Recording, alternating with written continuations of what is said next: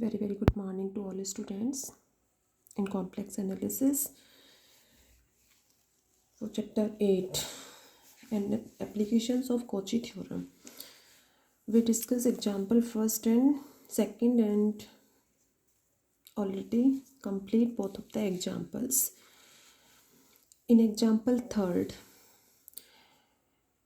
expand log 1 plus z in a Taylor series about the origin and determine the region of convergence. ठीक है, इसमें क्या पूछा है कि log 1 प्लस जेड का टेलर सीरीज में एक्सपेंशन करो जेड इक्वल टू 0 के निकट में. ठीक है, और कन्वर्जेंस होने का रीजन फाइंड आउट करना है. ठीक है, अब इसमें आप लोगों को बताया था कि इसको आप लोग सॉल्व करेंगे सेम वही जेड इक्वल टू 0 पॉइंट के लिए टेलर सीरीज क्या हो जाएगी अपनी F Z equal to 0. The Taylor series are given by fz equal to f0 plus z into f dash 0 plus z square upon factorial 2 f double dash 0 plus z cube upon factorial 3 f triple dash 0 plus and so on z raised to the power n upon n factorial f n 0 plus and so on. ठीक है, तो इस फार्मूले के according, इस equation के according ये सभी वैल्यूज़ फाइंड आउट करोगे. यहाँ पर फंक्शन एफ जेड की वैल्यू क्वेश्चन में क्या गिवन है log 1 प्लस जेड. जैसे function F Z equal to Taylor series expansion आप किस किस का कर चुके हैं. F Z equal to E raise to the power Z, F Z equal to sine Z, ये सभी डिस्कस कर चुके हैं इससे प्रीवियस वीडियो में.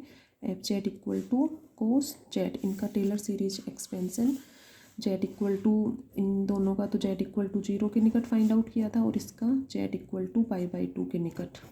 ठीक है, Taylor series expansion find the function F Z equal to cos z about the point z equal to π/2. ये क्लियर हो चुके, सभी को क्लियर हो गए होंगे. तो ये क्वेश्चंस जो हैं इनको 2 और 3 टाइम्स सभी स्टूडेंट्स बार बार रफली प्रैक्टिस करके देखें, तभी कंसेप्ट जो हैं वो क्लियर होंगे. अब F Z equal to log 1 plus Z है, तो इसके अकॉर्डिंग सभी F dash Z, F double dash F Z, F N Z ये वैल्यूज़ फाइंड आउट करो और एफ 0, एफ डैश 0 और एफ एन 0, जिससे ये सभी वैल्यूज़ फाइंड आउट हो जाएंगी. ठीक है, तो ये सभी ने इतना सॉल्यूशन कर लिया होगा. ठीक है, आप लोगों को बोला था कि ये यहाँ तक आप लोगों को करना है.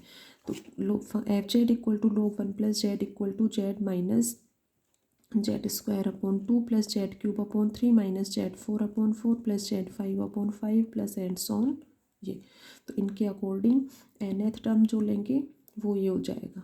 ठीक है, इसमें n की वैल्यू 1 पुट करो, n की वैल्यू 1 पुट करेंगे तो फर्स्ट टर्म आएगा. n इक्वल टू 2 पुट करेंगे तो -1 की पावर 2 -1 नेगेटिव साइन आ जाएगा और जेड स्क्वायर अपॉन 2. ठीक है, 3 पुट करेंगे तो प्लस वैल्यू आएगी और Z cube upon 3 minus Z 4 upon 4. तो ये इस सीरीज के लिए nth टर्म फाइंड आउट हो गया यहाँ पर अपना. ठीक है, अब ये अपने पास सीरीज फॉर्म में वैल्यू आ रही है. फंक्शन एफ जेड इस फॉर्म में फाइंड आउट हो गया. Z minus Z square upon 2 plus Z cube upon 3 minus Z 4 upon 4 plus Z 5 upon 5 and so on. nth term -1 raise to the power n -1 Z raise to the power n upon n. ये terms जो है ये आ गई. ठीक है, minus sign लो तो वो भी ठीक है क्योंकि इसके नेक्स्ट माइनस वाला साइन होगा अपना ये होगा. तो फंक्शन एफ जेड ये फाइंड आउट हो गया. अब इस सीरीज का region of convergence find out करना है. रीजन ऑफ कन्वर्जेंस ये फाइंड आउट करना है. ठीक है, तो फर्स्ट ईयर में आप लोगों ने सीरीज चैप्टर बहुत अच्छे से करा है. ठीक है, और ये मैंने ही करवाया था आप लोगों को सीरीज चैप्टर में सभी सीरीज के अकॉर्डिंग किस तरह से सीरीज डाइवर्जेंट होगी, कन्वर्जेंट होगी, उसमें बहुत सारे मेथड्स थे। ठीक है, तो थोड़ा सा उसको रिवाइज करना।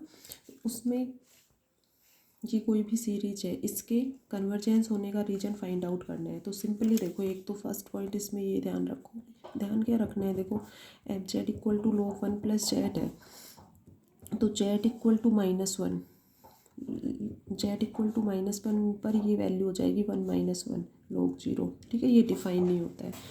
तो ये जो फंक्शन है, function F Z equal to log 1 plus Z, Z equal to -1 पर डिफाइन नहीं है। तो इसमें फर्स्ट तो पॉइंट क्या कहोगे, the function F Z is not analytic function at Z equal to -1, कि जेड इक्वल टू -1 पर ये फंक्शन एनालिटिक फंक्शन नहीं होगा, because it is not defined. इसके अलावा सभी पॉइंट्स पर फंक्शन एनालिटिक फंक्शन होगा। ठीक है, इसकी भी कुछ ना कुछ वैल्यू फाइंड आउट होगी। अब एक छोटा सा पॉइंट इसमें फाइंड आउट करना है कि रीजन ऑफ कन्वर्जेंस। तो ये nth टर्म हो गया। इस सीरीज के लिए nth टर्म की वैल्यू क्या है, un equal to -1 raise to the power n -1 Z raise to the power n upon n। Next un plus 1 find out करते थे, तो ये हो जाएगा z raise to the power n plus 1 upon n plus 1। un upon un plus 1 find out करते थे। एक बार थोड़ा सा उस चैप्टर को, फर्स्ट ईयर में जो चैप्टर है सीरीज, उसको एक बार रिवाइज करना थोड़ा सा। un अपॉन un प्लस 1, तो ये टर्म आ जाएगी -1, ये तो n पावर कैंसिल हो जाएगी, -1 की पावर -1। ठीक है, तो माइनस में आएगा ये टर्म, और डिवाइड करोगे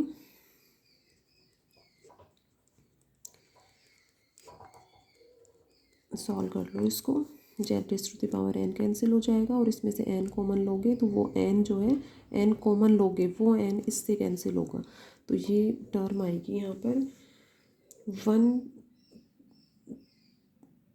प्लस 1/n अपॉन जेड।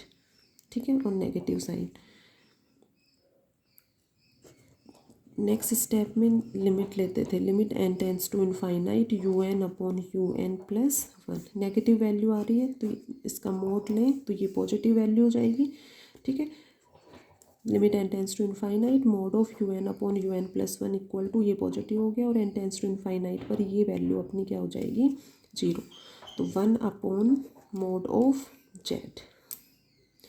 अब इस डी एलेम्बर्ट प्रिंसिपल जो था, उसके अकॉर्डिंग कैसे बताते थे कि ये greater than 1 then the series will be convergent. ठीक है, ये लेस देन 1 होगा then series will be divergent, and equal to 1 may be convergent और डाइवर्जेंट। ठीक है, तो इसमें ओनली रीजन ऑफ कन्वर्जेंस अभिसारी होने का क्षेत्र फाइंड आउट करना है, कन्वर्जेंट की कंडीशन फाइंड आउट करनी है।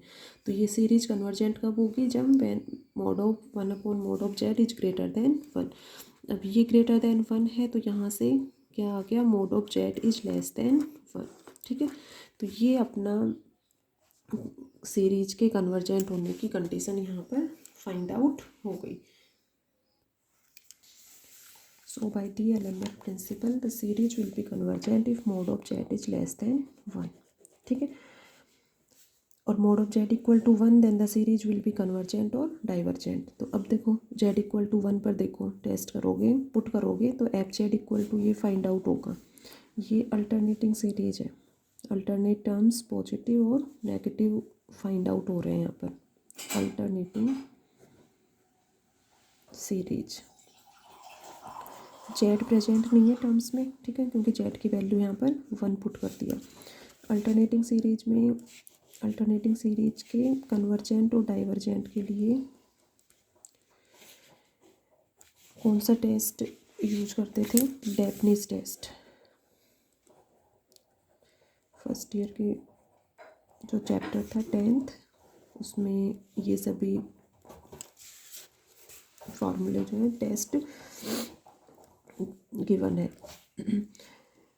लेबनिज टेस्ट में मेन जो पॉइंट था अपना क्या था कि अल्टरनेट टर्म्स जो हैं वो पॉजिटिव और नेगेटिव होंगे। ठीक है, और ये 1 है first term, second term 1/2। Numerically value देखनी है only. Numerically value means 1, 1/2, 1/3। Sign को नहीं देखना कि प्लस है या माइनस है, ओनली न्यूमेरिकली वैल्यूज़ देखनी है।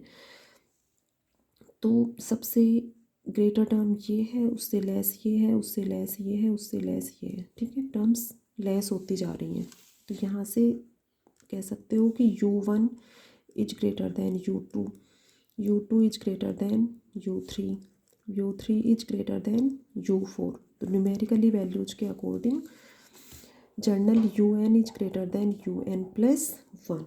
ठीक है, तो लेबनिज टेस्ट क्या था अपना कि alternating series U1 minus U2 plus U3 minus U4 plus and so on -1 की power n-1 UN plus and so on will be convergent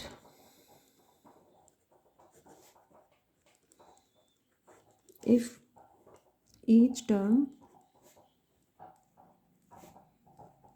is numerically less than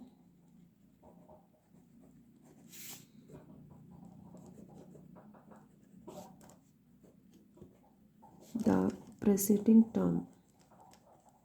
means प्रत्येक टर्म जो है वो पहले वाले टर्म से कम होगा। preceding term such that UN is greater than UN+1 and limit n tends to infinite UN equal to 0। तो ये दोनों कंडीशन यदि सेटिस्फाई हो रही हैं, अल्टरनेटिंग सीरीज है। ठीक है, तो अल्टरनेटिंग सीरीज कन्वर्जेंट कब होगा? जब UN is greater than UN+1, या सिंपल कहो कि each term is numerically less than the preceding term, UN is greater than UN+1 and limit n tends to infinite UN equal to 0। अब इसमें -1 की इसको कंपेयर करो इससे, इस सीरीज को इससे कंपेयर करेंगे, then we say that UN equal to 1/n। ठीक है, UN equal to 1/n, then limit n tends to infinite. ये कंडीशन तो सेटिस्फाई हो ही रही है कि UN is greater than UN+1, 1 is greater than 1/2, 1/2 is greater than 1/3। ठीक है, and limit n tends to infinite UN equal to 0। तो ये दोनों कंडीशन सेटिस्फाई हो रही है, means alternating series will be convergent at mod of z equal to 1। So the alternating series will be convergent.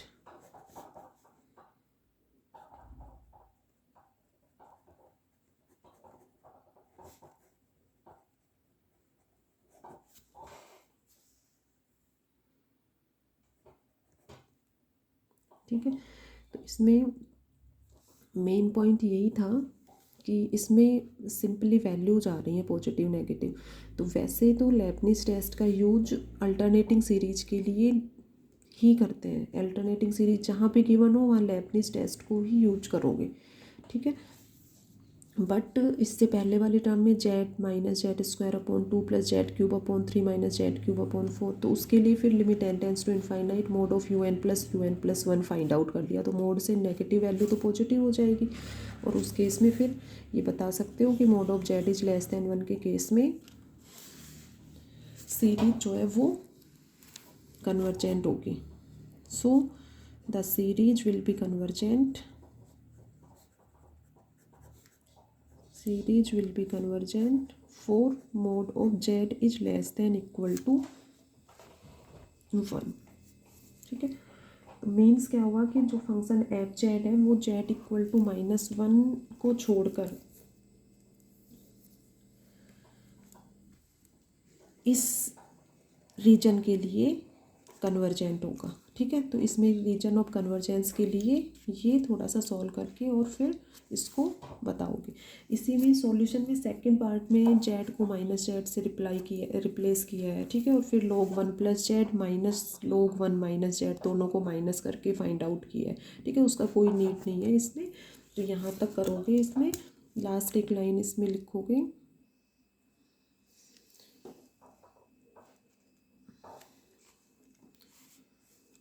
So the function F z is not analytic function at Z equal to -1, क्योंकि Z equal to -1 पर function infinite हो जाएगा। Except the value z equal to -1 the series will be convergent for z equal to z is less than equal to 1। ठीक है, तो यहाँ तक इसको सॉल्व करोगे। जेड इक्वल टू 1 के लिए अल्टरनेटिंग सीरीज इस फॉर्म में हो जाएगा, तो उसके लिए ये टेस्ट लर्न होना चाहिए कि अल्टरनेटिंग सीरीज के लिए लेबनिज़ टेस्ट क्या था।